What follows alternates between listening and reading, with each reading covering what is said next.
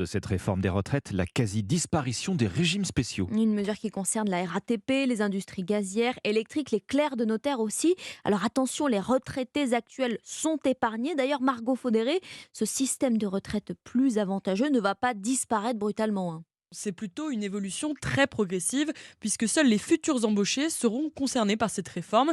C'est ce qu'on appelle la clause du grand-père et qui constitue un avantage par rapport aux autres salariés, selon Bruno Chrétien, président de l'Institut de protection sociale. Ne seront visées que les personnes qui rentrent désormais dans le régime. Les gens qui sont là, qui ont 35, 45, 50 ans, sont sous le dispositif actuel. Donc la réforme va mettre une quarantaine d'années à s'appliquer pour eux, à la différence de ce qui se fait pour les salariés qui ont tout de suite l'application d'un nouveau régime. En revanche, pour tous les salariés actuels de ces régimes spéciaux, l'âge légal de départ va bien être décalé de 2 ans, comme pour ceux affiliés au régime général, sauf que là encore, ce n'est pas pour tout de suite, pas avant 2025. Dans le cas des régimes spéciaux, la réforme rentrera en vigueur tardivement par rapport aux autres salariés, en raison de la réforme antérieure qui était intervenue sous Éric Woerth. Certains régimes spéciaux ne seront même pas du tout touchés par ces différentes mesures, comme ceux de l'Opéra de Paris et de la Comédie Française, en raison de la spécificité de leur métier. Margot Faudéré,